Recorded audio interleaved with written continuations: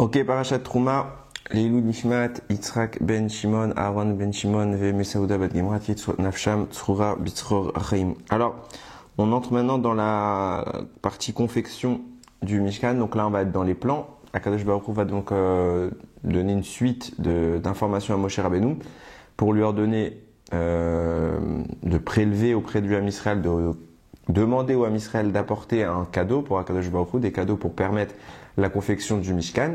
Et donc il va falloir énumérer tous les éléments requis pour ce travail, donc de l'or, etc., tous les biens précieux que le Ham Israël dispose. Et après cela, donc une fois que les éléments sont cités, Akadosh Baruch Hu va vraiment faire un plan de chaque partie, compartiment, objet qui sera présent dans le Mishkan pour permettre à Moshe en réalité de transmettre tout cela. On sait par la suite que ce sera Betzalel qui sera chargé de le faire, donc de lui permettre de lui donner la description requise et de mettre en place tout le système de fabrication et la structure de tout le Mishkan en passant du Aron HaKodesh, donc le lieu où seront rangés les tables de la loi, de la Ménorah, de la table, du Misbéar, donc l'autel des sacrifices, de la tente en elle-même, etc., etc. Et même dans la paracha plus tard, dans la semaine prochaine, on parlera des habits du Kohen, qui eux aussi sont une fabrication que devra accomplir le Ham Israël. Donc on va nous parler juste d'un petit détail. En fait, je vais citer ce pasouk-là parce qu'il va me permettre d'introduire un sujet concernant Purim, qui arrive très très bientôt. Donc c'est pour ça que je vais aborder ce propos. On va parler de la Ménorah rapidement.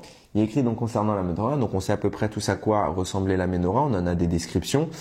Donc c'était à distinguer de la Chanoukia, il n'y a pas 8 branches dans la Ménorah, il y en a bien 7, une centrale et 3 de chaque côté. C'était une symbolique en rapport avec le Shabbat. Et le dernier pasouk qui parle de la Ménorah, donc dans la description qu'Akadosh Baruch Hu fait, il est écrit Ur Evaase, voit et exécute Betavnita Masherata Mar'e Ba'ar, avec le plan que tu as vu, qu'on t'a fait voir sur la montagne.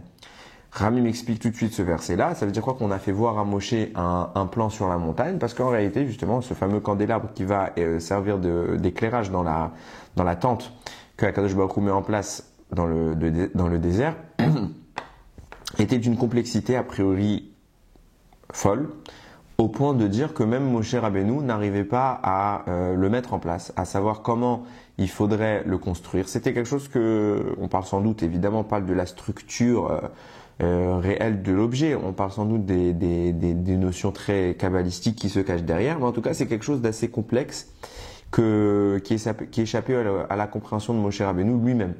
Donc Akadosh Baruch Hu, entre guillemets, d'abord, ça s'est passé en plusieurs temps, même au final, il va même pas réussir à la faire, c'est Hachem qui va la faire. Mais en attendant, dans l'idée, ça s'est passé en plusieurs temps. D'abord, Moshe reçoit la description, il ne comprend pas. Puis après, on lui montre. C'est pour ça qu'il y a écrit dans le pasouk, comme le plan qui t'a été montré sur la montagne. Ça a été montré, Rashi le dira. Rashi tout de suite, c'est ce que vu ce pasouk-là, qui dit regarde comme le plan qui t'a été montré. Donc là, on parle pas d'une vision qu'a eu Moshe, et pas d'une simple description. C'est ses yeux qui sont mis en avant ici. Moshe Rabbeinu a vu une Ménorah que Akadosh Baruch Hu lui a montré, une Ménorah de feu, une Ménorah céleste, et c'est ça que Moshe Rabbeinu va devoir ensuite reproduire.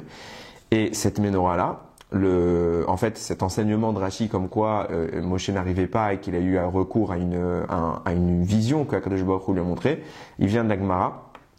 Et la Gemara là-bas précise d'où lui est venue cette vision. C'est l'ange Gabriel qui est venu et qui lui a en flamme constitué la Ménorah pour qu'il puisse savoir à quoi s'en tenir.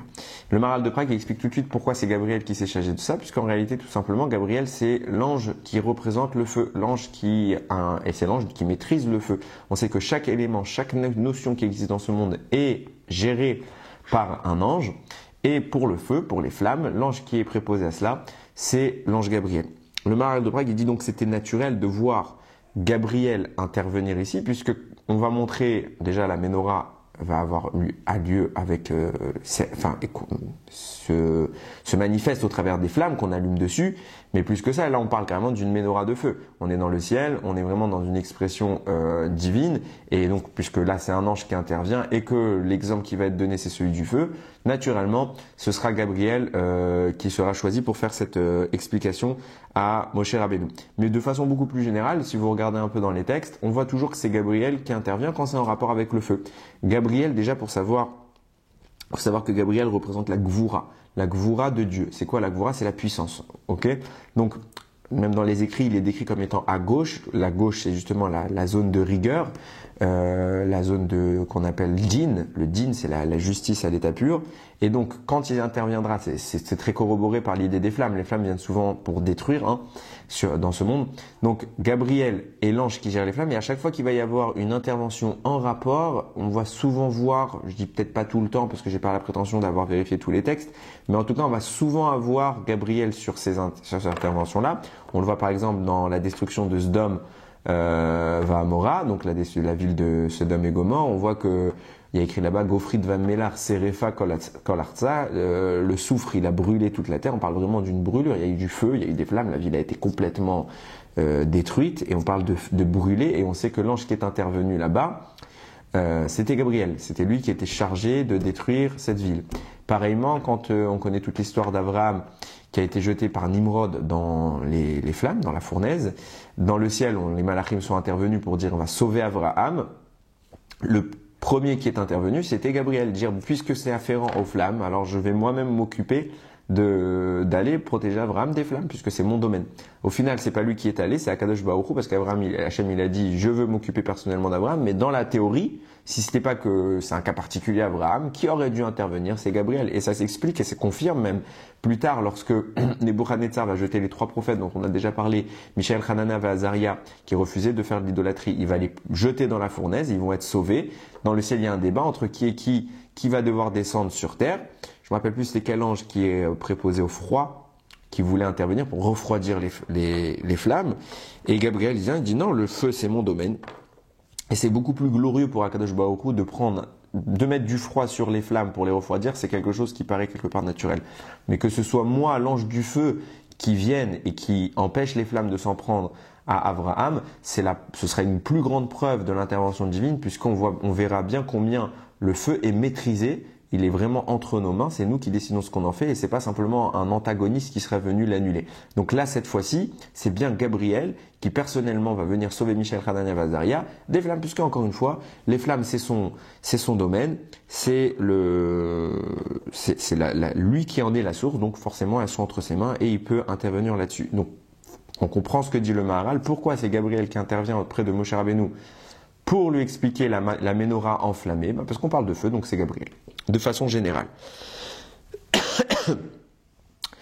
Et ça, c'est intéressant parce que, et justement, ça va avoir un rapport très intéressant avec Purim, on va le voir, il va falloir qu'on construise le raisonnement parce qu'il tient vraiment sur des détails très importants. Il est écrit dans le Ramban, Nachmanide et pas Maïmonide, à ne pas confondre. Il est rapporté par 2 sources, Rabbeinu Bechaye, qui était l'élève du Ramban, mais également de Yalkut Reuveni. Les 2 citent l'opinion du Ramban, comme quoi Moshe Rabbeinu, durant toute sa vie, il a pris le rôle sur terre de Gabriel. Ça veut dire que tant que Moshe Rabbeinu était là, alors Gabriel n'avait plus trop sa place sur terre. Parce que Moshe Rabbeinu incarnait la même puissance que Gabriel, donc il n'y avait plus besoin d'envoyer Gabriel pour interagir, du moins dans les zones où Moshe Rabbeinu se tenait. Après, s'il y avait quelque chose à faire ailleurs, sans doute que Gabriel le faisait. Mais en tout cas, quand Moshe était là, Gabriel il était devenu quelque part, il est Avdil, Chas Veshalom, mais il est devenu quelque part plus trop utile. Donc tant qu'il y a Moshe est tout aussi puissant, donc on n'a pas besoin de faire intervenir un malach pour lui. Et ça, il le déduit du moment où justement Moshe va partir, va quitter ce monde, et son successeur, son élève Yehoshua, va prendre sa place. Et à ce moment-là, justement, dans la fameuse conquête de Jéricho en français, Yehoshua va rencontrer un ange. Il va y avoir une discussion entre lui et l'ange. Au début, il apparaît l'ange, comme souvent quand ils apparaissent sur terre, ils apparaissent sous forme humaine. Et Yehoshua ne sait pas où situer ce malach, et il va penser que ce malach, que cet homme, c'est peut-être un ennemi. Donc il va à sa rencontre pour lui demander est-ce que tu es venu pour nous attaquer, qu'est-ce que tu viens faire, tout simplement. Et à ce moment-là, Gabriel répond, l'ange répond, je ne suis pas du tout un ennemi, je suis au contraire un allié qui vient vous accompagner. Nous dit le Ramban, qui est cet ange dont on parle, vous avez bien compris puisque j'ai fait le lapsus. Il s'agit de Gabriel. Pourquoi Gabriel intervient précisément maintenant? Et c'est intéressant quand vous lisez le texte là-bas, une fois qu'il a compris que c'était un ange, Yehoshua, Gabriel lui a dit « ôte tes chaussures parce que l'endroit où tu te tiens est un endroit saint ». Exactement les mêmes phrases que Dieu a dit à Moshe Rabbeinu lorsqu'il s'est présenté devant le buisson enflammé. Il lui a dit ôte tes chaussures parce que l'endroit où tu te tiens est un endroit saint. On est en train d'ici de vivre la transition entre le moment où Moshe Rabbeinu a été nommé le chef qui allait libérer, le libérateur du peuple Israël, et au moment où Yehoshua vraiment il prend sa place. Et puisque Yehoshua est maintenant le leader, alors intervient immédiatement Gabriel. Pourquoi? Parce que jusque-là, il était en quelque sorte, je dis bien en quelque sorte parce que c'était pas péjoratif, c'est simplement dire que Moshe Rabbeinu assumait ses fonctions. Mais tant que Moshe Rabbeinu était là, Gabriel n'était pas là. Et comme Moshe Rabbeinu maintenant s'en va, alors il vient maintenant Gabriel, intervient officiellement auprès de Yehoshua, il se manifeste auprès de lui pour lui dire maintenant que Moshe n'est pas là, je prends le relais, je reprends les mêmes fonctions qui étaient les miennes, puisqu'il n'y a plus personne capable de les assumer sur terre, Moshe étant parti. Alors je serai là, vous inquiétez pas, vous aurez les mêmes avantages que quand Moshe était là, puisque je subviendrai aux besoins au niveau de la guerre. Et évidemment, on parle de la guerre. Pourquoi? Parce que c'est justement là, Gabriel, son rôle, au travers des flammes, comme je le disais tout à l'heure, c'est la rigueur, c'est la gauche de Akadosh Baruch Hu. La gauche, c'est toujours le symbole de la rigueur dans le ciel, de la justice. Et bien, Gabriel sera celui qui fournira au Ham Israël la force de s'en prendre aux ennemis. C'est grâce à lui qu'on combattra. Et c'est intéressant parce que, et je le précise bien, retenez-le pour la suite du développement, c'est cette idée-là évoquée par le Rambam est d'après lui insinuée dans un passouk très précis. Il est écrit que quand Moshe Rabbeinu de son vivant, dont on sait donc en fait que Moshe Rabbeinu a pris la place de Gabriel, c'est que de son vivant, Moshe Rabbeinu, quand il y a eu la guerre contre Amalek, la première fois dans Parashat Béchalar que le peuple d'Amalek nous a attaqués, donc on a envoyé Yehoshua et l'armée pour faire la guerre, et Moshe Rabbeinu, lui, s'est tenu sur un rocher et il levait les mains vers le ciel, et tant que ses mains étaient orientées vers le ciel, alors le Ham Israël gagnait. Donc quand la main de Moshe Rabbeinu était active quelque part, ça assurait la force au Ham Israël de gagner. Et nous dit le Ramban, de là tu as une allusion, bien qu'elle n'est pas explicite parce qu'on ne la voit pas. Alors peut-être qu'on va donner un sens par la suite à cette allusion. Mais en tout cas, on a ici une allusion de l'intervention de Moshe en tant que remplaçant de Gabriel, puisque tant que les mains de Moshe sont levées, alors le Ham Israël gagne, comme si c'était Gabriel qui intervenait. Ça, c'est d'après lui une allusion, bien que, encore une fois, je le dis, je ne vois pas explicitement dans le texte en quoi le fait que Moshe Rabbeinu lève la main, c'est une allusion à Gabriel qui fournirait la victoire au Ham Israël et que Moshe, en réalité, vient de le remplacer. En tout cas, c'est une allusion qui est mentionnée ici, dans ce texte-là, d'après le Ramban, et il est intéressant de la noter. D'après le Ramban, Moshe Rabbeinu est le remplaçant attitré de Gabriel durant toute sa vie. Tant qu'il y a Moshe, Gabriel n'a pas vraiment lieu d'intervenir. Alors peut-être qu'il y a, d'où déjà le Ramban il a su ça. Pas cette allusion, mais d'où on peut voir dans les textes que Chachamim nous ont transmis, on peut voir une insinuation au fait que Moshe Rabbeinu soit celui qui est en mesure de prendre le rôle et la place, de tenir le rôle et la place de Gabriel. Alors c'est un midrash qui le rapporte en réalité, peut-être pas qu'il le rapporte, mais en tout cas qui fait cette allusion. Au moment où justement, comme je le disais, c'est intéressant parce que c'est vraiment ces deux moments qui sont charnières entre la nomination de Moshe en tant que chef devant le buisson et la nomination de Yehoshua, enfin le rapport qu'ils ont eu tous les deux avec Akadosh Baruch Hu, le premier pour Moshe Rabbeinu devant le buisson et pour Yehoshua avec l'ange Gabriel, les deux ont enlevé leurs chaussures. À ce moment où Moshe Rabbeinu parle pour la première fois devant le buisson, là-bas les Midrashim, vous regarderez les références dans la version écrite, décrivent la scène de façon assez intéressante. Moshe Rabbeinu, on connaît tous sa modestie, on sait tous à quel point il a refusé de prendre le rôle du libérateur du peuple Israël, se sentant parfaitement inapte à cette chose-là, alors qu'il était le seul homme apte à le faire. Pour lui, il y a mieux, il y a forcément. Donc Akadosh Baruch Hu voit, quand Moshe lui dit « Mais qui suis-je pour aller libérer le Ham Israël ?» Akadosh Baruch Hu voit cette modestie, il veut la récompenser. Il dit « Puisque tu as dit que tu n'es rien, que tu n'as pas la valeur requise pour aller libérer le Ham Israël, alors je vais te montrer à quel point à mes yeux tu as de la valeur. Et je vais t'élever dans le ciel et je vais t'offrir en cadeau la vision de tous les anges que je vais confier entre tes mains. » À ce moment-là, Akadosh Baruch Hu va voir un ange qui s'appelle Matat. Je dis, c'est pas son vrai nom, c'est l'abréviation de son nom. On n'a pas le droit de prononcer, c'est un nom saint, mais donc on l'appelle généralement Matat. Il va voir l'ange Matat, lui dire Matat va descendre sur terre et prends Moshe Rabbeinu, lève-le dans le ciel, qu'il entre et qu'il soit accueilli avec faste, accompagné, va le récupérer accompagné de 15 000 hommes à sa gauche, 15 000 anges à sa gauche, 15 000 anges à sa droite. Tu l'élèveras dans le ciel avec des chants, vous allez chanter un hommage à Moshe Rabbeinu pour la gloire que je veux lui accorder devant la modestie qui a été la sienne dans l'annonce d'être le libérateur. Et l'ange Matat répond à Kadosh Baruch Hu avec plaisir, seulement il y a un souci. Beaucoup d'anges sont faits de flammes. Moshe Rabbeinu est fait de chair et de sang. Si Moshe Rabbeinu entre en contact de ces anges, puisque tu vas leur présenter, tu vas même leur confier, tu vas les confier entre ses mains, alors Moshe Rabbeinu ne survivra pas. Alors Kadosh Baruch Hu lui dit c'est pas grave, alors descends sur terre et transforme Moshe Rabbeinu comme une torche enflammée. Comme ça lui aussi, il sera enflammé. Et puisqu'il sera enflammé, il pourra parfaitement survivre à la présence des anges qui sont faits de flammes et donne-lui la force de Gabriel. Donne-lui Kekocho shel Gabriel. Il dit dans le texte, dans le Midrash là-bas, que sa force soit comme la force de Gabriel. Donc on voit clairement dans ce texte-là, donc la suite du Midrash raconte qu'en effet, l'ange Matat s'est rendu auprès de Moshe et a agi de la sorte. Moshe est monté et son corps est devenu complètement fait de flammes, etc. Au moment de cette rencontre, de cette première rencontre avec Akadosh Baruch Hu. Mais ce qui est intéressant dans le principe, c'est de noter qu'à ce moment-là, Moshe acquiert la caractéristique et la force, l'envergure du malach, de l'ange Gabriel. Donc Moshe, on comprend d'où le Ramban aurait peut-être, je dis bien peut-être, on a en tout cas une source autre que la sienne qui explicite clairement la chose, comme quoi à un moment donné, Moshe a exprimé les mêmes attributs que l'ange Gabriel. Alors c'est intéressant quand même de noter une petite distinction entre les deux. En effet, on voit quoi? On voit que dans la version du Midrash que j'ai apportée, c'est au moment de la révélation sur le buisson que Moshe accède à ce statut. Tandis que quand vous lisez le texte du Rambam, il dit « Tant que Moshe existait, toute sa vie, Moshe a remplacé l'ange Gabriel. » Ce qui veut dire, depuis son jeune âge, depuis sa jeunesse.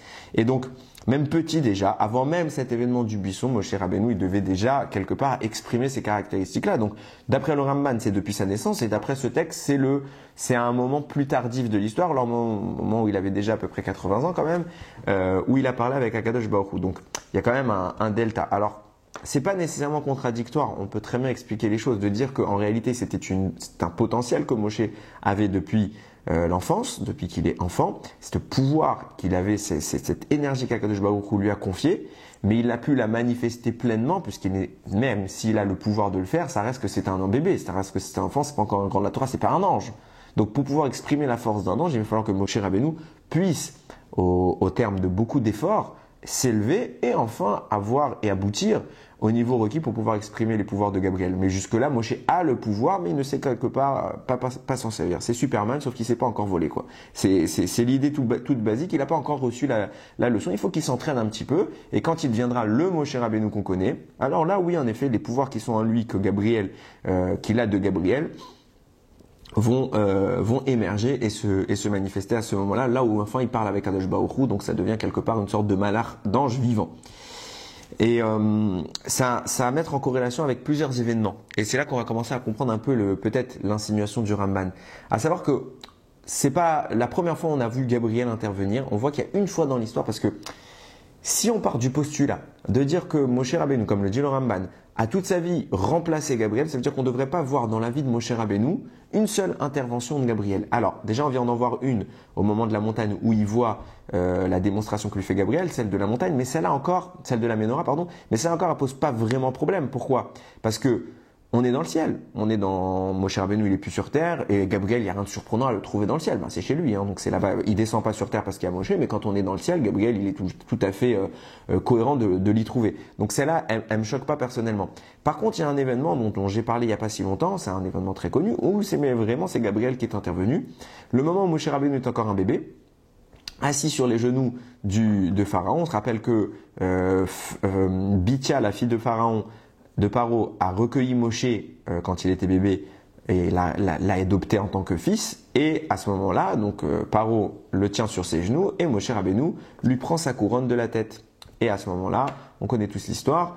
Moshe Rabbeinu est mal vu par tous d'un point de vue de présage. Ça présage rien de bon pour les sorciers qui sont là, les astrologues. Ils disent « Ah mais attends, peut-être que c'est lui l'enfant qui sera chargé de détruire ta royauté. » On sait qu'on cherche actuellement un enfant juif qui sera le libérateur. Donc, enfin juif, il ne savait même pas s'il allait être juif ou goy. Mais en attendant, on sait qu'il va y avoir un libérateur pour le Ham Israël. Et là, on voit un enfant dont on ne connaît pas vraiment la provenance qui subitement t'attrape ta couronne. C'est pour nous un présage. Peut-être que cet enfant, c'est celui qui va libérer le Ham Israël, qui va t'enlever ta couronne de la tête. Venez on ne le laisse pas grandir, on le tue. C'est le conseil que lui donnent ses plus proches conseillers, ses plus proches astrologues, des sorciers, etc., qui accompagnaient Pharaon dans sa cour. Là-bas, à peu près tout le monde est d'accord. Il y en a un qui va quand même sauver Moshe Rabbeinu, son futur beau-père, Yitro, qui va dire non mais attendez, on va pas tuer un enfant. Peut-être qu'il a agi comme un enfant le fait. Il a vu un joujou, il l'a pris. Donc qui nous dit qu'en réalité c'était conscient et que ça avait une symbolique? Peut-être que ça n'a pas de symbolique. Donc venez, on va faire un test. Et on précise bien avant d'aller plus loin dans le test que Yitro, et c'est pas un bête, il sait parfaitement de dont il parle. Et on va le comprendre tout de suite que c'est pas rien ce qu'il va faire maintenant. Ça veut dire que ce qu'il va dire, c'est pas un test stupide, bien qu'en apparence c'en est un. Il va dire venez, on va mettre d'un côté de l'or, d'un côté des braises, et on va voir qu'est-ce qu'il choisit. S'il choisit l'or, alors ça voudra dire que Moshe Rabbeinu a agi, enfin le bébé qui est entre les genoux de Paro, il a agi consciemment, et que sa volonté de te retirer la couronne insinue son rôle futur dans l'histoire. Moshe Rabbeinu te retira la couronne, c'est lui le libérateur, et donc il faudra le tuer. Par contre, il se rend vers les braises, bon, c'est un enfant qui a fait une bêtise. À ce moment-là, on fait le test, tout le monde accepte. Moshe Rabbeinu s'oriente vers l'or et vient un ange, pas n'importe lequel, l'ange Gabriel, qui attrape la main de Moshe, la tourne vers les braises, et c'est comme ça que Moshe va se brûler ensuite la langue puisqu'il va les porter à sa bouche. Et il va avoir à cause de ça une lourdeur dans le discours. Donc on voit quoi? On voit deux choses. On voit petit 1 que déjà Gabriel intervient du vivant de Moshe. Alors que si on vient d'écouter les propos du Ramban, Moshe remplace Gabriel. Il n'y a pas besoin, même à cet âge-là, a priori, qu'est-ce qui se passe? Pourquoi Gabriel, il intervient maintenant? Et maintenant, la question qui se pose, et qui est assez intéressante, c'est du point de vue d'Yitro. Qu'est-ce qu'il est en train de suggérer? Il est en train de suggérer de dire à un enfant, qui finalement, c'est un enfant, c'est un bébé, il ne comprend pas ce qu'il fait. Et c'est ce qu'il est en train de suggérer à Pharaon. Attends, c'est un bébé, il a pris ta couronne, il n'a rien fait de mal, c'est un bébé, ça ne veut rien dire. Donc viens, on va faire un test pour savoir si si c'était volontaire, si c'était prémédité dans sa tête, ça veut dire il a vraiment ciblé ta couronne parce qu'il veut te faire du mal à ton royaume, ou est-ce que c'était un pur hasard? Donc comment on va faire ça? On va mettre de l'or et des braises. Mais un bébé, on va être objectif. Comment Yitro, qui est pas bête, un bébé, il s'oriente vers l'un ou l'autre? Bon, ça prouve rien. Peut-être que l'or il était plus brillant, alors il a été vers l'or. Peut-être que les braises ça lui aurait plu, alors il aurait été vers les braises. Ça ne prouve strictement rien. En fait, Yitro il est en train de prendre un risque ici, et on parle peut-être de l'éventuel libérateur du Ham Israël. Et on sait que Yitro, c'est quelqu'un qui a fait tchouva et qui va pas vouloir, il va le sauver ici. Donc il va pas vouloir assumer la mort de Moshe Rabbeinu, le futur libérateur du Ham Israël. Donc il essaye vraiment de le sauver. Comment il pourrait faire un pari aussi risqué de mettre en place un sauvetage qui se base sur une chance sur deux, 50-50. Soit il va aller vers l'or, il va mourir, soit il va aller vers le feu, il va vivre. Bon, vous allez me dire, il est passé de la mort assurée de Moshe à 50-50, il lui a déjà réduit la possibilité de mourir. C'est d'air. Mais propose un système qui prouvera que Moshe est un bébé. Mais là, c'est un pur hasard. Si Moshe est un vrai bébé, c'est un pur hasard qu'il aille vers la gauche ou la droite. Ça prouve strictement rien du tout. Et pourtant, Yitro affirme, s'il va vers l'or, ce sera la preuve indiscutable que Moshe Rabbeinu était conscient et que c'est pas un bébé normal, qu'il est déjà intelligent, qu'il est déjà en pleine possession de ses moyens, et que quand il a saisi la couronne de Paro, c'était prémédité et ça a annoncé la destruction du royaume d'Égypte. En clair, il y a un vrai test. Le fait que Moshe saisisse déjà la valeur de l'or par rapport au danger de la braise, c'est la preuve que Moshe est intelligent. Là, on n'est pas en train de dire que oui, il est bête et que c'est un pur hasard. Yitro le dit clairement. Donc en clair, quand on voit que que Moshe Rabbeinu se tourne vers l'or, ça prouve une chose très importante, que Moshe, Yitro le dit, s'il se tourne vers l'or, c'est qu'il est conscient de ce qui se passe. C'est que c'est pas un bébé normal, c'est un adulte dans le corps d'un enfant. Donc Moshe Rabbeinu est déjà un adulte qui sait qu'il ne faut pas aller vers la braise, il faut aller vers l'or. Donc c'est conscient, c'est prémédité. D'où mon problème. Si tu sais que c'est prémédité, si tu es déjà intelligent, même si tu es un bébé, tu es un adulte dans le corps d'un enfant, tu es intelligent, tu sais que quand tu as pris la couronne de Paro, c'était calculé. Donc tu es intelligent. Pourquoi tu fais quelque chose d'aussi bête d'aller vers l'or? Tu sais très bien que si tu vas vers l'or, Paro te tue, va vers la braise. Pourquoi tu vas vers l'or? C'est invraisemblable. Moshe va prendre un risque pour sa vie.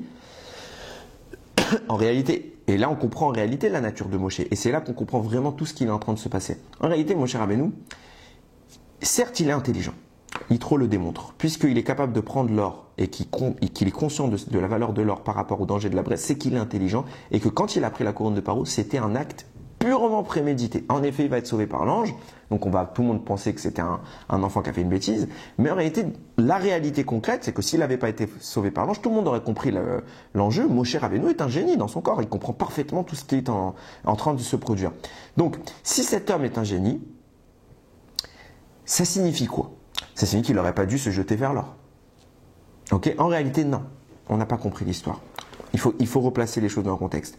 Parce que si c'était à ce point-là prémédité, au point qu'au moment où Moshe Rabbeinu prive Paro de sa couronne, il veut par là lui insinuer que dans l'avenir il va lui priver de cette couronne, alors on a un problème parce qu'on voit bien que Moshe Rabbeinu ne veut pas de cet avenir. Puisque quand Hachem lui demande va libérer le peuple, il dit mais je ne peux pas. Je ne suis pas en mesure de le faire. Donc on voit clairement que Moshe ne sait pas ce qui va se passer. Moshe il agit dans l'instant présent. Et en effet il est intelligent, en effet il est particulièrement génial, c'est un génie. Il est capable de comprendre, mais en réalité simplement c'est une nature qu'il a. Moshe Rabbeinu est en train de dire je ne peux tolérer qu'un homme comme Paro soit roi. C'est une pourriture qui passe sa journée à faire du mal, à tuer des bébés, à les jeter dans le Nil, etc. Moshe comprend tout ça. C'est un bébé, mais c'est un génie. Ok? C'est quelque chose d'extraordinaire. Moshe Rabbeinu on comprend. C'est l'homme le plus prodigieux de l'humanité. Donc, oui, c'est un génie. Mais c'est pas dans le but de témoigner d'un avenir qu'il a pris la couronne. C'est dans le but de dire tu n'as pas le droit d'être roi. Je ne peux tolérer ton existence en tant que roi puisque je suis quelqu'un de pur. Moshe Rabbeinu, il est pur. Il n'aime pas le mal. Et puisque Paro représente, il inspire le mal, il ne veut pas tolérer son existence. Donc il s'en prend à lui. Et dès son jeune âge, il témoigne de cette attaque vers le mal. Moshe Rabbeinu a pour nature de s'en prendre au mal. Parce qu'il ne le conçoit pas. Et surtout à cet âge-là où en tant que bébé, il est parfaitement pur, même si après il va maintenir cette pureté. Mais en tant que bébé, comme tout bébé, il est parfaitement pur. Mais là, Moshe est conscient. Et déjà dans cette pureté, puisqu'il est déjà conscient, il s'oppose au péril de sa vie. Il s'en fiche de vivre. Il dit, je n'accepte pas dans le monde l'existence du mal en tant que roi. Le mal ne doit pas triompher. Et c'est ça l'attitude de Moshe qui prive Paro de sa couronne. Il est prêt. Et c'est pour ça qu'il se jette vers l'or. Pas parce qu'il comprend l'enjeu de la mise à mort et qu'en réalité il avait compris qu'il y avait un risque, qu'on le suspecte de vouloir être le destructeur de l'Égypte. Non, il ne sait pas ce qui va se passer dans l'avenir. Il voit une couronne sur la tête d'une pourriture, il l'enlève. Il dit t'es pas roi, point final. Il voit de l'or, il voit des braises, il va vers l'or. Les braises c'est dangereux, il veut pas y aller. C'est juste de l'intelligence au coup par coup. C'est pas une projection sur l'avenir. Et Moshe ne supporte pas le mal. Donc il enlève la couronne de Paro.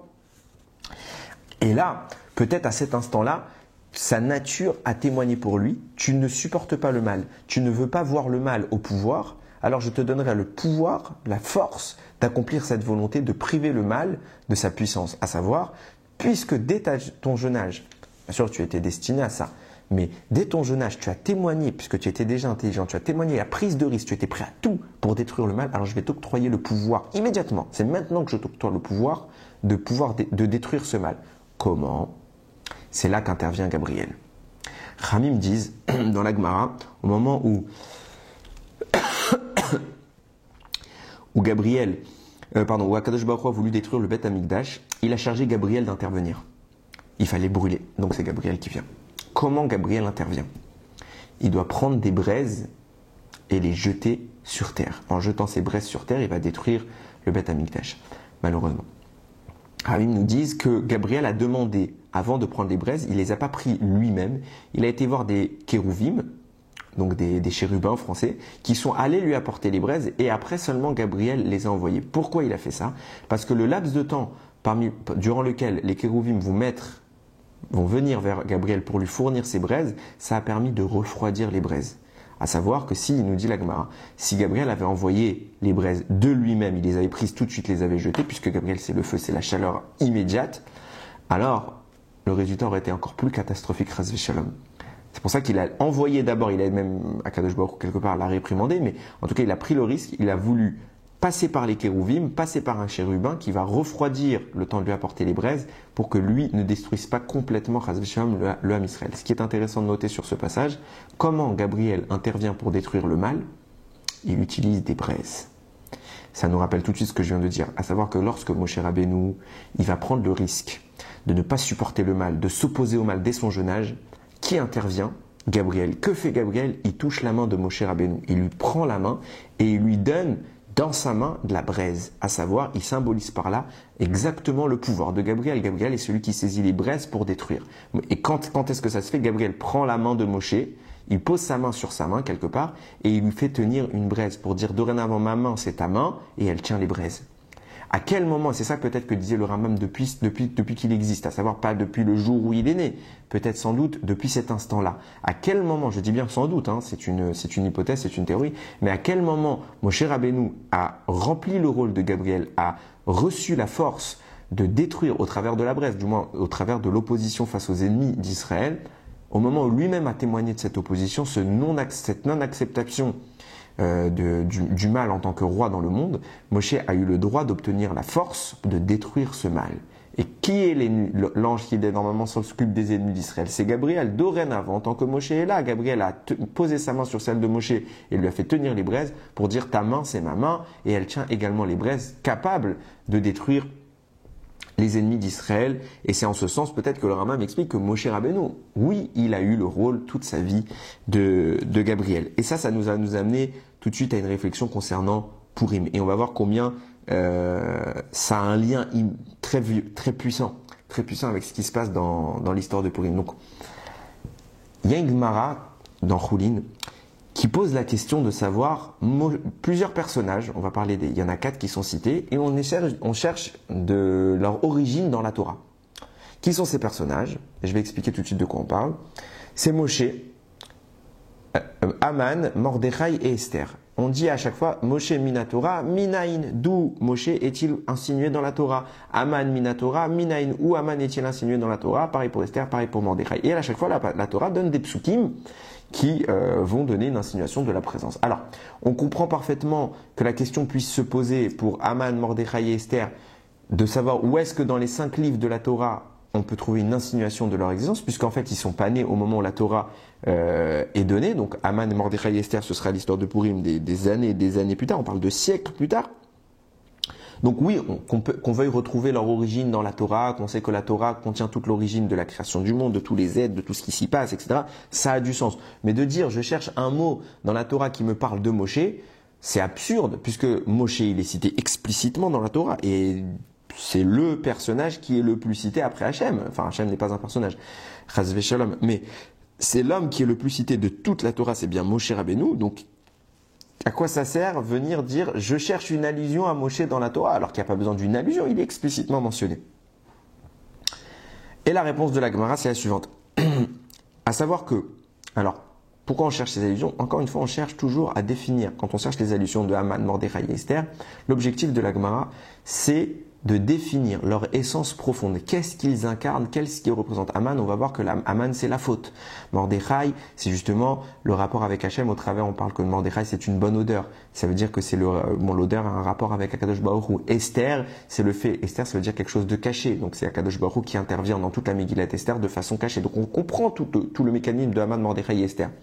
Moshe, en réalité, lui aussi, on cherche à définir. Ce qu'on cherche ici à définir, c'est son origine profonde. Que représente Moshe? Et en réalité, la Gemara va citer un passouk dans Parashat Noach, donc bien avant la naissance de Moshe, bien avant qu'on parle de Moshe, qui fait suite à la destruction du monde par le Maboul, par le déluge. Et le passouk dit, Vemer Hachem parle, le Yadon Ruchi Ba'adam Leolam, mon esprit ne continuera pas éternellement à s'adjoindre, à animer l'humain, Beshagam ou Bassar, parce qu'il est fait de chair, Ve'ayu Yamav, et ses jours seront Me'ave Esrim Shana, de 120 ans. Alors il y a double allusion à Moshe Rabbeinu dans ce texte-là. Évidemment, le texte explicite, c'est les 120 ans, puisque l'être humain ici, dont on parle, devra vivre 120 ans. On dit maintenant, l'homme vivra 120 ans. On sait très bien que les hommes ne vivent pas nécessairement 120 ans. Il y en a qui ont vécu plus, il y en a qui ont vécu moins, comme le dit Rashi. Donc on parle d'un homme qui vivra 120 ans. L'homme qui a vécu 120 ans, le plus connu, c'est Moshe Rabbeinu. Et deuxièmement, il y a une deuxième allusion à ça. Dans le texte, il est écrit Beshagam, avec Shagam qui est Bassar, qui est fait de chair. C'est qui Shagam? Valeur numérique de Shagam, Moshe. Moshe, l'homme qui est fait de chair, qui vivra 120 ans. Et nous dit là-bas la Gemara, si tu cherches une allusion à Moshe dans la Torah pour définir quelle est sa substance, son origine profonde, son essence, c'est ce passouk. Vient le Yeharot des Vaches et dit en quoi on voit l'essence de Moshe? Qu'est-ce que ce passouk nous insinue? Il nous insinue quelque chose de très important. Le passouk qui commence en disant Vayomer Hachem. Hachem a dit, c'est le nom dit qui est ici employé, c'est Yudke Vavke. Yudke Vavke, le tétragramme, c'est le nom qui est employé par la Torah pour parler Hachem qui s'exprime au travers de l'attribut de miséricorde. Et c'est marrant de voir qu'au lendemain du Maboul, c'est la miséricorde qui est arrivée. Le Maboul est la destruction du monde et la miséricorde, elle n'est pas vraiment, elle est pas vraiment maintenant de mise pour parler de Hakadosh Baruch Hu. C'est plutôt la rigueur. Et on est en train de dire ici, mon esprit ne jugera plus, ne s'adjoindra plus à l'humain. Ça veut dire quoi? On est en train de témoigner ici d'un changement. Avant, il y avait quelque chose, mais ce sera plus comme ça. Mon esprit ne s'adjoint plus. De quoi on parle? Nous dit le Yarod des Vaches. Hakadosh Baruch Hu, jusqu'à maintenant, il s'exprimait beaucoup avec l'attribut de rigueur, avec Elohim. Le nom qui représente l'attribut de rigueur, c'est Elohim. Il s'exprimait beaucoup avec Elohim et il dit, maintenant on change. Hachem intervient sous son aspect miséricordieux et il dit, dorénavant, je n'utilise plus Elohim. Il y a un changement qui se produit. Ce qui va se manifester maintenant, c'est Hachem. Ça veut dire que quoi? J'ai constaté l'échec humain qui n'arrive pas à supporter Elohim, alors je vais plus me manifester dorénavant avec Hachem. Seulement, nous dit le Yarod des Vaches, pourquoi on insinue ici Moshe Rabbeinu? Pour dire qu'on ne va pas dire que l'attribut de rigueur a disparu complètement. Simplement que tous les humains n'en pâtiront plus, si ce n'est un. Il y en a un qui est le vecteur de la transition de la rigueur vers la miséricorde. Qui est ce personnage? C'est Moshe Rabbeinu. Au moment où la Torah nous parle de la transition de Elohim vers Yudke Vavke, donc de la rigueur vers la miséricorde, qui fait l'insinuation de cela? C'est là qu'on trouve une trace de Moshe Rabbeinu. Pour nous dire, l'essence même de Moshe Rabbeinu, c'est d'intervertir la rigueur vers la miséricorde. Pourquoi? Parce que nous dit le Yarod des Vaches, si tous les êtres humains bénéficient en permanence de la miséricorde d'Akadosh Baruch Hu, il en est un qui lui s'exprimera qu'au travers de la rigueur, c'est Moshe. C'est pour ça qu'on dit Moshe Ish Ha-Elohim. L'homme de Dieu, Elohim, comme on l'a dit, comme on venait de le dire, c'est le nom d'Akadosh Baruch Hu qui connote la rigueur. Moshe est celui qui connote la rigueur, la justice la plus pure. Ce qui nous explique pourquoi, naturellement, quand Moshe Rabbeinu se trouve dans les genoux de Paro et il voit, au travers de ses yeux qui incarne la justice depuis sa naissance, il est créé pour ça. Il voit un homme qui est un rachat, qui représente l'incarnation de toutes les fautes, de tout le mal actuellement présent dans l'univers. Il le voit. Et il le voit roi, la justice naturelle de Moshe ne peut tolérer une chose pareille. Moshe, il saisit la couronne. Pas parce qu'il veut insinuer quelque chose, même s'il est prêt à mourir. Sa nature ne tolère pas ça, donc son corps agit sans réfléchir. Il a un esprit, il ne peut pas dissocier ce qu'il pense de ce qu'il fait. Donc Moshe agit et il attrape la couronne de Paro pour lui dire tu n'as pas le droit d'être roi. Et à ce moment-là, il témoigne de sa lucidité. Et on comprend parfaitement ce qu'on est en train de dire, à savoir que l'essence de Moshe Rabbeinu est l'opposition à la rigueur. Mais ce qui est vraiment passionnant de noter, c'est qu'il n'y a que 4 noms dans la Gemara qui sont cités comme étant pour lesquels on va dire il faut qu'on trouve une origine dans la Torah. À savoir, on n'a pas cherché ça pour Abraham, Yitzhak et Yaakov, parce que c'est écrit, on n'a pas cherché ça pour Aaron, on n'a pas cherché ça pour Yosef, on n'a pas cherché ça pour les 12 tribus. On n'a rien cherché. On a cherché pour Moshe. Quel est le rapport entre ces 4 personnages? Que Haman, Mordechai et Esther soient reliés entre eux et que eux on cherche leur origine, ça fait sens dans la mesure où ils sont reliés au travers de l'histoire de Purim. Mais pourquoi ces 3 personnages et Moshe et personne d'autre? Il y aurait eu 7 ou 8 personnages dont Haman, Mordechai et Esther. On ne se serait pas posé la question. Mais là, il y a un seul personnage qui est juxtaposé, qui est lié dans la démarche de la Gemara de rechercher l'origine. Il est lié à ces 3 personnages de Purim, c'est Moshe. Mais quel rapport entre Moshe et Purim? Qu'est-ce qui se passe pour que Moshe soit celui dont on doit parler à Purim? Avec Haman, Mordechai et Esther. Alors la réponse, elle est claire. Elle est apportée par le Midrash également sur Esther, qui dit qu'en réalité, Moshe, oui, il a joué un rôle. Il a joué un rôle même très important dans le sauvetage des Bnei Israël à Purim. Pourquoi?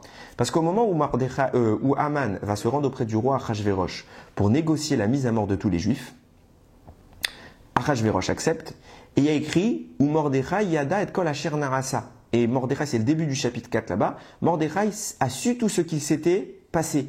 Pourtant, il n'y avait personne avec Haman et Achashverosh. Donc comment Mordechai aurait su cela? Il n'y a personne qui pouvait le lui avoir raconté puisqu'ils étaient que 2 dans la pièce. Après, ils vont mettre en place un édit royal et c'est par la suite que ça va se savoir. Mais personne, aucun juif n'est au courant. Ça s'est fait en catimini. Et on le voit bien que personne n'est censé être au courant puisque même Achashverosh, quand Esther va lui dire qu'elle est au courant, il va pas savoir de quoi elle parle, puis comment elle est au courant. C'est quelque chose, même s'il y a eu des édits royaux qui ont été publiés, pas à ce moment-là en tout cas, personne n'est au courant. C'est encore un grand secret d'État.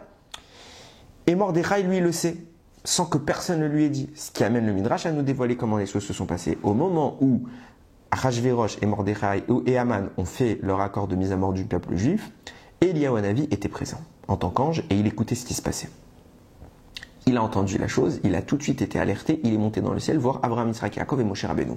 Il leur a dit voilà, vos enfants, voilà ce qui est en train de se produire sur terre, ils vont être détruits, ils vont mourir, il faut intervenir, il faut qu'on implore Akadosh, il faut que vous imploriez vous Akadosh Baruch Hu de ne pas avoir un tel décret. Abraham, Yitzhak et Yaakov lui disent qu'est-ce que tu veux qu'on fasse? S'ils ont transgressé, qu'est-ce qui s'est passé? Il leur a dit ils ont été au banquet de Achashverosh, il fallait pas qu'ils y aillent, ils ont fait une avéra, alors il y a le décret de mort sur eux. Et les trois avotes lui disent mais s'ils ont transgressé la volonté d'Akadosh Baruch Hu, qu'est-ce que tu veux qu'on fasse? Ils ont fait une avéra, ils ont une sanction. Et Moshe ne dit rien. Eliyahu se tourne vers lui, il dit attends, je comprends pas Moshe Rabbeinu. Toi tu es le berger du Ham Israël. Chaque fois qu'il y a eu un décret de mort de ton vivant, tu es parvenu à prier et à annuler. Et maintenant tu vas les laisser mourir. Moshe Rabbeinu lui dit ok, est-ce que il n'y a pas au moins un homme cachère dans cette génération? Il lui dit si, il y en a un, il s'appelle Mordechai. Il lui dit ok, alors va voir Mordechai. Dis-lui tout ce qui se passe, raconte-lui, et dis-lui de prier lui sur terre, et moi je prierai dans le ciel, comme ça on va sauver le Ham Israël.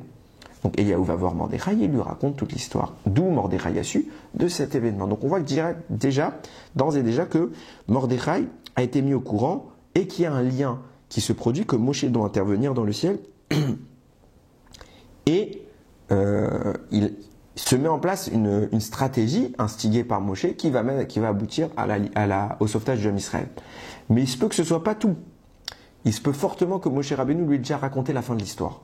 Pourquoi? Par la suite, Mordechai, dans le même chapitre, au chapitre 4, toujours de la Megillat Esther, Mordechai va parler avec Esther, va lui transmettre des informations, va voir Achashverosh, intervient pour nous sauver, etc., etc. Esther a peur.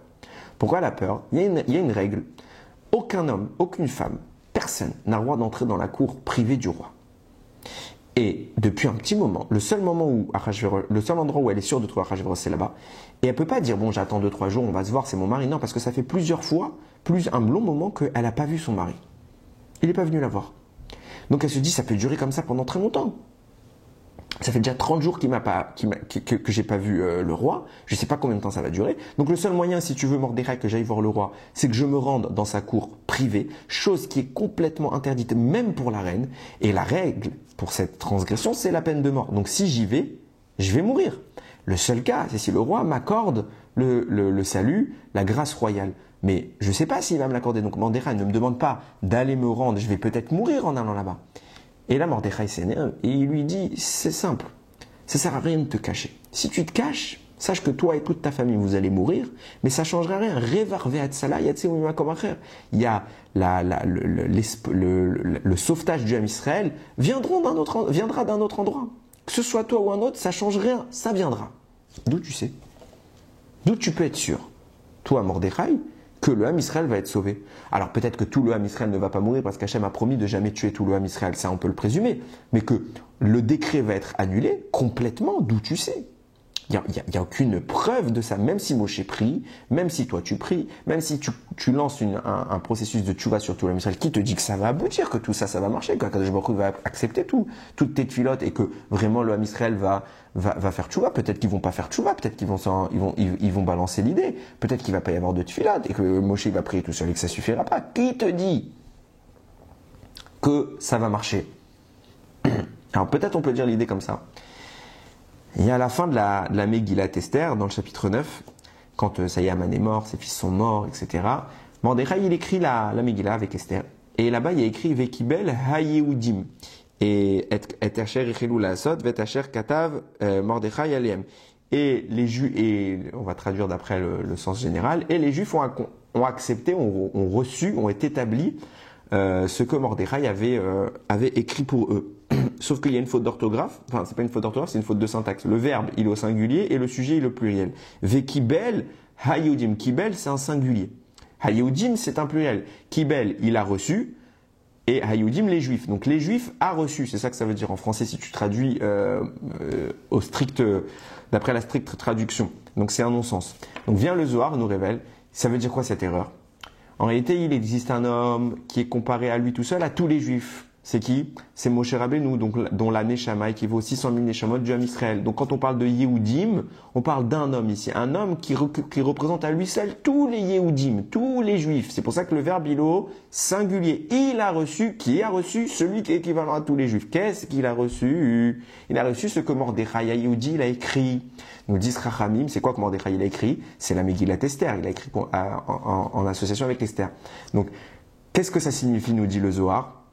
Ça signifie que depuis que Moshe Rabbeinu il est monté au Har Sinaï, d'ores et déjà, il avait reçu la Megillat Esther parmi les textes de la Torah qu'il a reçus. Moshe connaissait déjà toute l'histoire de la Megillat Esther. Alors, il n'est pas au courant de ce qui se passe sur terre au moment où il se passe. C'est pour ça que quand Eliyahu Navi intervient, Moshe ne réagit pas. Il sait pas qu'on est à quel événement de l'histoire. Mais dès qu'il lui dit le nom de Mordechai, alors tout de suite Moshe Rabbeinu comprend de quoi on parle, il connaît la suite de l'histoire, il dit t'inquiète, dis-lui qu'il aille prier, qu'il fasse tchouva, ça va marcher, je le sais puisque j'ai déjà lu le texte, j'ai déjà lu l'histoire moi, je la connais, et c'est là que c'est intéressant, d'où Mordechai, puisque c'est lui qui écrit avec Esther, ce sont les auteurs de la Megillah, d'où ils ont su que Moshe connaissait déjà et qu'au moment du Har Sinaï il avait reçu la Megillah, puisque c'est eux qui dévoilent cette information.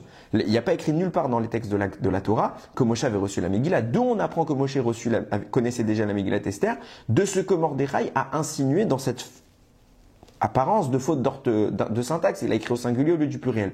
Donc c'est Mordechai qui nous le révèle. Et il n'y a pas d'autre preuve dans la Torah que celle que Mordechai dit. D'où Mordechai il savait que Moshe connaissait déjà. Et d'où Mordechai il savait qu'il allait y avoir la Géoula. De là on est obligé du moins c'est comme ça que je comprends les choses. On comprend que quand Eliyahu Navi a été l'envoyé de Moshe Rabbeinu pour parler à Mordechai et lui dire voilà il est en train de se passer telle et telle chose, il lui a déjà raconté la suite de l'histoire. Et j'ai lu un Mefarech, j'ai plus retenu son nom, qui dit Bémet comme ça. Qui dit Mordechai savait que ça allait se finir bien. Il savait exactement tout ce qui allait se passer par la suite. Lui, il n'était pas inquiet.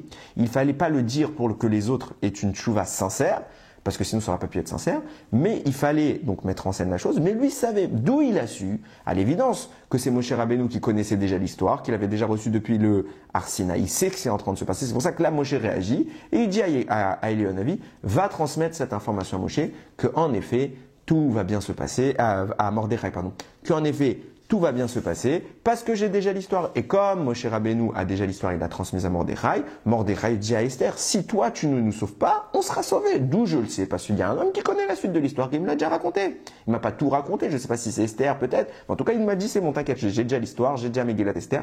On est sauvés, vous inquiétez pas, fais ce que je te demande de faire, fais-le sincèrement, ne le dis pas à tout le monde pour mettre en scène une vraie tchouva, une vraie tfila.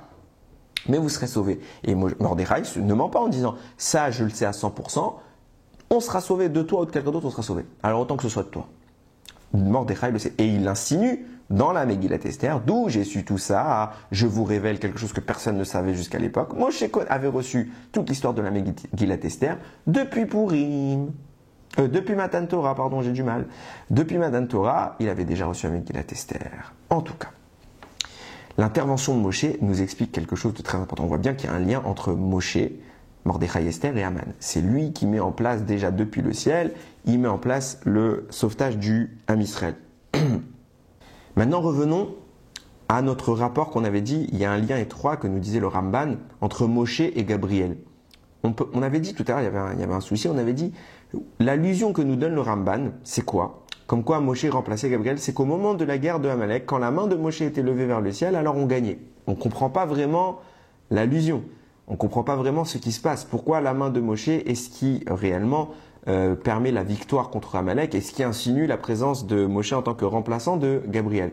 Maintenant, on commence peut-être à avoir une petite idée. On l'a dit tout à l'heure, Moshe, quand il a eu la main de Gabriel qui a saisi la sienne, a transmis au travers de sa main la force de Gabriel. C'est pourquoi nous disait le Ramban, que Moshe Rabbeinu, quand il levait la main, c'est une insinuation au remplacement de Gabriel. Pourquoi? Parce que c'est au travers de sa main qu'il maîtrise la force de Gabriel et donc il peut s'en prendre quand il y a une guerre aux ennemis d'Israël. Et là-bas, précisément, c'est pour ça que je le cite maintenant, l'ennemi en question, c'est qui? C'est Amalek. Amalek donnera pour descendant Aman. Et donc là, on commence à comprendre quelque chose de très important. Moshe intervient personnellement avec la force que lui a transmise Gabriel contre Amalek. Et donc, puisque Moshe maintenant n'est plus là, il faut que cette force que Gabriel avait transmise à Moshe puisse se remanifester sur terre. Donc Gabriel va devoir intervenir. Et c'est pour ça que Moshe se met en place dans le ciel pour instiguer la présence de Gabriel, pour témoigner de son efficacité, enfin pas de son efficacité, de la puissance qui va être en place, c'est celle que Moshe avait reçue, qui a détruit, qui a permis de combattre Amalek. Cette même force va être réutilisée maintenant, et c'est pour ça que Moshe intervient, et pas un autre. C'est pour ça le lien qu'il y a, c'est que Moshe est en train de mettre en place les mêmes énergies que Gabriel. C'est pour ça qu'il dit, depuis le ciel, je vais intervenir auprès d'Akadosh Baruch Hu, à savoir que je vais réussir à obtenir que Gabriel, l'ange chargé du feu, l'ange chargé de détruire les forces du mal, précisément ça a été cité dans le cas de Amalek, qui a le pouvoir de détruire Amalek, cet ange-là, il va faire en sorte que Moshe, qu'il intervienne maintenant. Et c'est pour ça que l'ange, je ne vais pas dire que je suis sûr à 100% parce qu'il y a tellement de commentaires sur le texte, mais vraiment, pour l'avoir plusieurs fois vu ressortir, à chaque fois qu'il y a un événement concernant un ange, de temps en temps c'est Eliaou, de temps en temps, mais en fait, celui qui intervient le plus dans toute la Megillat Esther, c'est Gabriel. Déjà, au moment même du début de la Megillah, quand Vashti et Achashverosh vont faire le festin dans lequel le Ham Israël va participer, le roi Achashverosh va convoquer Vashti pour qu'elle vienne. Vashti refuse. Nous disent Rachamim dans la Gemara. Pourquoi elle a refusé? Parce que l'ange Gabriel est allé la voir et il lui a fait pousser une queue d'animal. Pourquoi il a fait ça? Pour la rendre répugnante, pour l'humilier et pour pas qu'elle veuille se présenter en public avec une chose aussi humiliante, la poussant à refuser l'ordre du roi Achashverosh. Et c'est grâce à ça qu'elle va mourir et que Esther va prendre sa place. Donc déjà on est dans le début de la mise en scène du miracle au travers de la mise en scène de la mise en place d'Esther. Plus tard, lorsque, à un moment dans le chapitre 6 de la Megillah, le roi Achashverosh est perturbé dans la nuit, il n'arrive pas à dormir, il sent qu'il y a un complot qui est contre lui, il se demande qu'est-ce qui se passe, etc. Il va demander qu'on fasse venir le livre des souvenirs royaux et qu'on lui lise. Et on ouvre la page et on intervient, la page qui apparaît là-bas, c'est la page dans laquelle Mordechai a sauvé la vie du roi. Et qui est chargé de lire pour le roi? C'est un des fils d'Aman. Et quand il voit que Mordechai, le juif, il a fait un prodige il a fait quelque chose de bien pour pour le roi, il veut tourner la page pour pas que le roi lui soit redevable. Qui intervient et contraint le fils d'Aman à lire le texte? Encore une fois, c'est Gabriel. Plus tard, un moment, on va retrouver Aman allongé quand le roi va découvrir que Esther est juive et que Aman veut s'en prendre à elle. Il va respirer un peu l'air frais il va sortir dans le jardin et il va retrouver Aman allongé sur Esther et comme s'il était en train de la courtiser. Aman n'est pas assez fou pour faire une chose pareille. Qu'est-ce qu'il faisait en train d'agripper les jambes de Esther? Nous dit la Gemara, c'est l'ange Gabriel qui a poussé Aman sur Esther, justement pour que le roi Achashverosh croit qu'il se jette sur sa femme et qu'il se croit vraiment qu'il puisse agir impunément, etc. Donc pour vraiment susciter la colère chez le roi Achashverosh. Donc il y a encore plein d'exemples comme ça. Gabriel, il est présent dans tous les miracles qui sont là-bas. Parlons d'un très très précis et qui va vraiment vous sembler familier avec tout ce qu'on vient de dire maintenant. Au moment précis où Esther Hamalka va dénoncer Aman comme étant l'ennemi, donc le roi Achashverosh est avec Esther, il est avec Aman au moment du banquet, le petit festin qu'ils ont fait en catimini, et elle va dire sauve-moi parce qu'on veut me tuer. Le roi va dire miouze ve'ezeu Hashem ela olibo la asotken. C'est qui cet homme qui a rempli son cœur de faire cette chose-là? À ce moment-là, Esther va dire ish tsar ve'oyev Aman ara azé, un homme horrible, oppressant, un ennemi. Aman ara azé, ce mauvais monsieur qui s'appelle Aman. Nous dit la Gemara.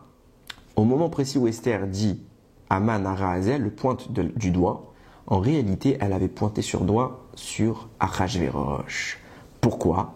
Parce que il est l'instigateur du décret. C'est lui le roi. Il a accepté la demande d'Aman, donc c'est lui le vrai problème. C'est pas Aman. Aman, si le roi lui avait dit va te faire cuire un œuf, et ben il se serait fait cuire un œuf et il n'y aurait pas eu de danger. Qui a mis en place les pouvoirs, qui a donné les pouvoirs à Aman d'agir de la sorte? C'est bien Achashverosh. Donc Esther, elle le pointe du doigt. Et vient un ange saisir la main d'Esther qui était orientée vers Achashverosh, elle la tourne vers Aman. Alors première chose. Comment se fait-il qu'on trouve qu'Esther, qui avait peur de se rendre déjà auprès du roi parce qu'elle allait mourir, là d'un coup, elle pointe le roi du roi pour lui dire c'est toi le meurtrier, c'est toi le malade mental qui veut nous tuer. Elle est folle. Si vraiment elle fait ça, elle meurt. C'est pour ça que Hachem envoie un ange pour détourner sa main. Mais comment elle pourrait, objectivement, alors qu'elle est venue l'apaiser, elle va l'énerver encore plus. Elle va dire tu sais quoi, si tu me menaces moi aussi, ben toi je te tue et je laisse ton peuple mourir. Elle va rien gagner dans l'histoire. Donc pourquoi elle tourne sa main vers le roi Achashverosh? Nous dit le Gaon de Vilna. Le Gaon de Vilna, il explique ça comme ça. Il dit en réalité, Esther, comme tout être humain, son corps l'a trahi. À savoir que quand on dit quelque chose mais qu'on pense autre chose, des fois on a des petites mimiques, des petites réactions qui témoignent en réalité de ce qu'on pense au fond de nous mais qu'on ne veut pas dire. Et nous dit le Gaon de Vilna, en fait, à Esther Amalka, bien sûr elle était avec Aman et Achashverosh, mais dans son cœur elle avait qu'une seule chose à l'esprit, c'est Hachem. Elle était en train de prier Hachem, sauve-nous, sauve-nous, elle était en train de plaider la cause du Ham Israël auprès d'Akadosh Baruch Hu à chaque instant. Et pendant tout le repas, à chaque fois qu'elle parlait, c'est comme si vous vous êtes occupé à quelque chose et il y a quelqu'un qui vous parle à côté, vous lui répondez brièvement, sans vraiment prêter attention à ce qui se passe. En fait, elle parle avec Hachem, et quand les gens qui sont à côté d'elle lui parlent, elle fait « Ah ouais, c'est ça, c'est ce qui se passe, etc. » Et quand elle commence à parler, parce qu'il faut bien qu'elle dit, le roi Achashverosh lui parle, lui dit, bon alors pourquoi tu nous as convoqué moi et Aman? Elle est toujours en train de parler dans son cœur, elle est en train de prier de toutes ses forces, de toute son âme, tout son esprit, elle est focalisée sur Akadosh Baruch Hu, mais il faut bien qu'elle réponde, qu'elle dit, oui, on veut me tuer. Alors le roi lui dit, mais qui fait ça? Mais elle, dans le ciel, elle est en train de dire à Hachem, il y a quelqu'un qui veut me tuer, c'est Achashverosh qui veut me tuer. Donc elle parle de Achashverosh dans sa pensée profonde, vraiment de ce dont elle pense actuellement, c'est Achashverosh. Il faut que tu me sauves du roi Achashverosh de son décret royal. Aman, c'est qu'un sous-fifre du roi. Donc quand Achashverosh lui-même lui pose la question c'est qui, elle à ce moment-là dans sa tête elle parle à Hachem, elle dit mais c'est Achashverosh. Elle veut pas pointer le roi Achashverosh parce qu'elle sait qu'elle va mourir, mais comme elle réfléchit pas complètement parce qu'elle n'est pas vraiment présente, elle est présente physiquement mais intellectuellement elle n'est pas là, dans sa tête elle parle d'Achashverosh, donc son corps tout de suite il pointe le roi Achashverosh. Et là vient un malheur pour la sauver parce qu'en fait elle est en train de prier Hachem et elle dit à Hachem c'est Achashverosh. Et donc, sauve-nous de Achashverosh. Et là, donc elle le pointe et un malheur vient pour détourner son doigt et l'orienter vers Aman et la sauver de ce que cela aurait provoqué. Donc on voit quelque chose de très similaire avec Moshe Rabbeinu. En réalité, Esther est une personne qui n'a pas réussi à distinguer ce qu'elle pense de ce qu'elle fait. De même que Moshe Rabbeinu, il pensait paro mauvais, tout de suite son corps, il n'a pas réfléchi, même si c'est dangereux, il va mourir, il n'y a pas de problème, j'enlève la couronne. De même Esther, puisqu'elle est en train de penser que le vrai problème c'est Achashverosh, le vrai ennemi, et pas Aman, alors spontanément son corps va vers la vérité et il pointe Achashverosh. Son corps la trahit, elle ne peut pas distinguer ce qu'elle pense de ce qu'elle fait. Donc forcément, elle pointe le roi Achashverosh et vient un malheur, précisément à ce moment-là, lui tourner la main vers Aman. Et qu'est-ce qui se passe à ce moment-là? C'est là où la clé de voûte du système est mise en place, c'est là où Aman, son masque tombe, tout change de grand conseiller du roi, ami proche, hyper important du royaume. Tout son empire se brise en un fragment de temps, en une fraction de seconde, ça se dit pas ce que je viens de dire, c'est pas grave, en une fraction de seconde, et immédiatement il sombre dans le néant. Il va être détruit, il comprend qu'il est fichu et qu'il ne peut plus rien faire. Justement, l'énergie que Esther va mettre en place est celle maintenant de la destruction de l'ennemi d'Israël, celui-là même qui est descendant de Amalek. Et vous voyez bien la corrélation. Qu'est-ce qui se passe? Comme Moshe avait pointé sa main vers un côté, naïvement, et parce qu'il n'arrivait pas à distinguer les choses. Lui, il veut dire la vérité. Il n'est pas dans le stratagème. Il est dans la pure réalisation du bien et de la destruction du mal. Donc lui, il pointe la vérité. Donc pareil, il allait vers l'or parce que les braises c'est dangereux. Il a pris la couronne de Moshe, de Pharaon parce qu'il ne mérite pas d'avoir une couronne. Pareil, Esther pointe à Achashverosh et vient un ange et il détourne sa main. Ce qui est intéressant, c'est que c'est exactement la même chose qui se produit avec Moshe Rabbeinu. Sauf que là-bas, c'est précisé qui était l'ange pour Moshe Rabbeinu? C'était Gabriel. L'ange qui est capable d'envoyer les braises. L'ange qui est capable de donner la force à un homme de détruire l'ennemi d'Israël, c'est Gabriel. Et quand il a posé sa main sur Moshe, il lui a donné cette force qui plus tard émergera pour détruire l'ennemi du peuple juif. Pareillement, on peut clairement supposer, bien que ce ne soit pas écrit, et je vais expliquer mon propos, bien que c'est écrit juste un ange, et c'est intéressant que ce soit écrit juste un ange, mais précisément, il y a un ange qui reproduit exactement le même miracle, exactement à l'identique, le même miracle que Moshe Rabbeinu, et qui confère dans la main d'Esther le pouvoir de détruire Aman. Il paraît plus que gros de dire que cet ange, je dis bien, il paraît gros parce que c'est pas affirmé comme ça dans le texte, mais il paraît gros de dire que cet ange c'est Gabriel. De même que Moshe Rabbeinu, c'est celui qui a remplacé Gabriel. Moshe Rabbeinu, maintenant qu'il est plus présent, il intervient dans le ciel auprès d'Akadosh Baruch Hu, il prie. Il prie que quoi? De même que pour moi, quand il fallait détruire les ennemis, tu m'as octroyé entre mes mains la force de Gabriel. Envoie Gabriel, comme tu as déjà commencé à le faire pour Vashti, envoie Gabriel pour que vraiment son énergie de destruction des ennemis d'Israël intervienne et que Aman sombre. Et un ange immédiatement intervient, il prend la main de Esther pour reproduire à l'identique le miracle de Moshe Rabbeinu et il lui détourne vers Aman. Et dès que le doigt est pointé, à savoir la main qui a la force de Gabriel de détruire l'ennemi, dès que le doigt est pointé sur Aman, Aman sombre. Tout de suite il est fichu, il n'y a plus rien, il ne peut plus rien faire, il n'a plus d'espoir. On voit bien que l'énergie qui a été mise en place, c'est celle de la destruction des ennemis d'Israël. Or, l'énergie destructrice des ennemis d'Israël, c'est Gabriel qui la détient. Alors question... Petit 1, c'est pour ça que je dis, c'est écrit un ange pour Esther et c'est écrit Gabriel pour Moshe. Donc c'est une spéculation ce que je dis, mais c'est une spéculation, c'est vraiment corroboré par beaucoup de... C'est pas qu'une simple théorie, ça paraît grossier de dire autre chose. Après, peut-être qu'on se trompe, mais ça paraît vraiment évident. Alors la question qui se pose, si tout ce qu'on dit est vrai, comment se fait-il qu'il y ait écrit un ange pour Esther? Il n'y a pas écrit Gabriel. On voit bien que les Chachamim, ils ne se gênent pas pour dire Gabriel depuis le début. Ils nous dévoilent Gabriel pour Vashti, Gabriel pour la lecture auprès du roi Achashverosh du livre des souvenirs, Gabriel qui attrape Aman, qui le met sur les genoux d'Esther, etc. Là, ils le disent. Et pour Esther, ils ne veulent pas le dire. Alors, pourquoi? C'est pas choquant en réalité que d'un coup on change le nom. Puisque la question elle est générale, pourquoi ne pas mentionner le malach? Ramim, ils font que de dire le nom des malachim qui sont intervenus, ils te disent quand c'est Eliaou, ils te disent quand c'est Gabriel, et là Dafka on te dit pas c'est qui. Pourquoi on le dit pas? Parce qu'on voit généralement que la Torah, et surtout avec Esther qui représente les choses cachées, Esther ça veut dire quelque chose de caché, la Torah elle parle avec pudeur quand il s'agit d'une femme. On voit que par exemple Myriam, quand Akadosh Baruch Hu va la retirer de ce monde, elle va être retirée par le même procédé que Moshe Rabbeinu et Aaron, à savoir par ce qu'on appelle Neshika. Un mort normal meurt par l'ange de la mort. Moshe Rabbeinu et Aaron sont morts d'un baiser divin. Alors c'est une parabole, mais c'est littéralement Akadosh Baruch Hu qui s'approche et qui aspire la Neshama par sa bouche, encore une fois c'est une métaphore, par sa bouche, qui aspire la Neshama de Moshe et de Aaron. Donc comme la parabole qui est employée pour parler du retrait de la Neshama de Moshe et d'Aaron est un baiser, il n'est pas sniout, il n'est pas pudique de parler d'un baiser entre Dieu et une femme, donc puisque Dieu dans ce moment-là il incarne l'aspect masculin, donc Akadosh Baruch Hu qui va, en effet c'est comme ça que ça va se produire, la même mort que Moshe Aaron va se produire, mais là on va pas le dire, la Torah ne va pas le dire parce que par pudeur on veut pas parler de ces choses-là. Quand il s'agira d'une femme, puisque là c'est féminin et masculin. Ben pareil, quand il s'agit d'Esther qui est une femme, comme Gabriel symbolise aussi l'aspect masculin ici, dire que l'aspect masculin va saisir la main d'une femme, c'est une chose qui n'est pas tzniut, alors peut-être que c'est pour ça, et comme on parle d'Esther qui concerne les choses cachées, alors la Torah quand il s'agit directement d'Esther, elle cache les choses, par pudeur. Mais il semble plus que cohérent de dire que l'ange qui est intervenu ici, il a reproduit le même miracle que Moshe Rabbeinu, et c'est bien le pouvoir de Gabriel qui est ici en jeu et qui est venu par l'entremise de Moshe Rabbeinu qui a prié dans le ciel pour que cet ange qu'il connaît très bien, dont il a assumé le rôle pendant 120 ans, puisse à nouveau intervenir pour sauver le Ham Israël. D'ailleurs, c'est avec ça qu'on va conclure. Mordechai va avoir une dette vis-à-vis de Moshe, puisque tout vient de Moshe Rabbeinu, c'est lui qui a lancé en fait tout le processus du sauvetage du Ham Israël. Et j'ai vu un commentateur, c'est un Al-Shir, qui cite un autre commentateur qui s'appelle le Ralbag, qui dit qu'en reconnaissance de cela, pour remercier Moshe Rabbeinu d'être intervenu et d'être parvenu à nous conférer à nouveau le pouvoir de Gabriel pour détruire nos ennemis, c'est la raison pour laquelle Mordechai Yehudi a institué la mitzvah du Machatzit à Shekel, Matanot la Evionim, le don aux pauvres que nous faisons pendant la fête de Purim.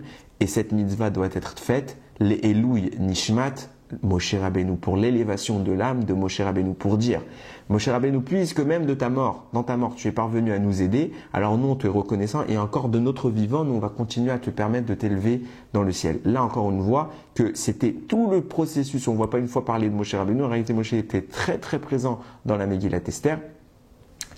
Et il a encore une fois assuré la présence du pouvoir de Gabriel et c'est tout cela qui nous a conduit à la Géoula. Alors, Vena Afor Hu, c'est écrit pour Purim. La fête de Purim s'appelle Purim parce que Vena Afor, pour eux c'est pile pour. Mais en tout cas là-bas c'est écrit Vena Afor Hu.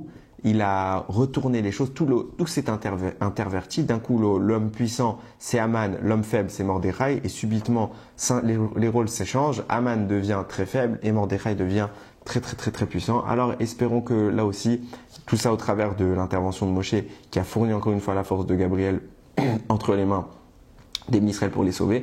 Alors pourvu qu'on prie de tout notre cœur, comme Esther elle a réussi à prier à Akadosh Baruch Hu, que nous aussi notre pensée soit focalisée sur Akadosh Baruch Hu, qu'on prie de toute notre âme, qu'il encore une fois échange les statuts, que l'homme Israël revienne à son état originel, à sa gloire d'antan, qu'on puisse retourner auprès d'Akadosh Baruch Hu, auprès en Eretz Israël et qu'Akadosh Baruch Hu, encore une fois, il nous envoie une Géoula comme celle qu'on a connue à Purim, pour cette fois qu'elle soit définitive. Si elle, rappelons que celle de Purim a conduit à la construction du Beth Amikdash, le deuxième, alors peut-être que cette Géoula qu'on attend tous, ce sera maintenant à Purim et qu'elle conduira très très rapidement à la construction du troisième Beth Amikdash, Bezrat Hashem, Bimera, Be'amenu, Baruch Adonai Leolam, Amen ve Amen.